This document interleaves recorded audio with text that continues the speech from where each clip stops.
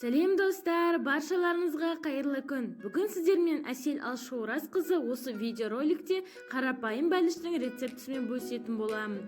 Ол миксерсіз жасалады. Біріншіден, екіншіден өте қонымды ингредиенттерден тұрады. Әрбір қыз келіншектің үйінде бар құрамнан құралған.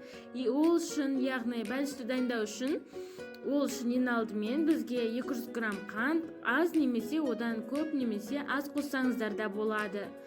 Тәттіні қалай қарайсыздар, соған байланысты. Ал одан кейін 3 жұмыртқа, 3 шай қасық майонез, 1 ас содасы, 1 қасық, яғни 1 шай қасық ас содасы, 1 стақан айран, және де 50 грамм май мен 1,5 стақандай ұн қажет болады. Ең алдымен 3 жұмыртқамызды жарып, винтикпен араластырғандықтан қантты қосып 5-6 минуттай араластырамыз. Себебі, егер де винтикпен араластыратын болсаңыздар, онда ұзақырақ араластыруға тура келеді. Яғни көпіргенше араластыруымыз керек.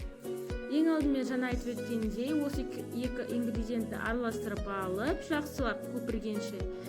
Содан соң майонез, жаңағы май, солардың барлығын кезек-кезегімен қосып отырамыз. Видеороликте қарасаңыздар, барлығы ап-анық көрініп тұр.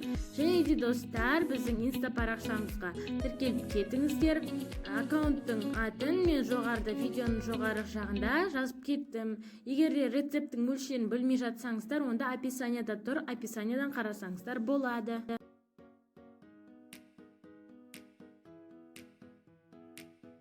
Міне мен ең алдымен жаңағы ингредиенттерді араластырып болған соң 3 шай қасық майонезді қостым. Ең алдымен майонез, одан кейін барып майды қосасыздар. Себебі майдың температурасы маңызды емес. Егер де салқын болып тұрса, онда кәдімгідей ұсақтап турап қоссаңыздар болады. Ал егер де ерітілген май болса, онда тіпті жақсы. Арасында есесіне іртік-іртік болып қалып қалмайды. Содан соң айранды қосып болған соң, мен бұрынғы видеороликтерін қарап жүрсеңіз, мен айранды қосқан соң міндетті түрде ең алдымен ас содасын салатын боламын. Себебі айран мен соданың әрекеттесуі жақсы, мұнда формасын ұстауына да көмектеседі. Содан соң онда қосар кезде електен өткізген жөн, себебі елек мұнда басты рөлде.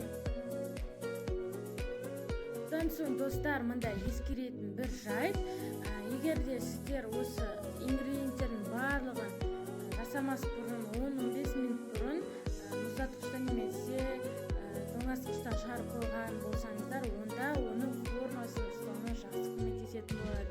Ал егер де тоңазытқыштан шығарған күйі жасайтын болсаңыздар, онда көлемі кішірейіп қалуы әбден мүмкін. Сондықтан осыны қадағалаңыздар. Және де егер де маргарин қосатын болсаңыздар, арасында су болғандықтан ол өте төмен болып қалуы мүмкін формасы. Ал егер де кәдімгі сары майды қосатын болсаңыздар, онда ол жақсы көтерілуіне, жақсы арасының тығыздығына көмектеседі. Мұнда ұнды електен өткізіп салыңыздар, себебі ұнның арасына ауа кірген кезде формасын ұстауына әрі ұнның арасына ауа кіреді. Яғни көпсіп тұруына көмектесетін болады. Консистенциясы осындай болу керек. Содан соң мен өте көлемді таба, мен оны сары маймен майладым. Кәдімгі жеке сатылатын пештерде болатын кәдімгі таба. Содан соң міне 180 градуста 35 минут пісіріп аласыздар. Пісіріп болған соң міндетті түрде ағаш таяқшамен тексеріңіздер. Сонда оның арасының піскен-піспегенін байқауға болады. Сіздермен болған Әсел Алшораз қызы, тіркеліп лайк басып, қалдыруды ұмытпаңыздар. Ас болсын, рецепт қателеріңізге жарасын.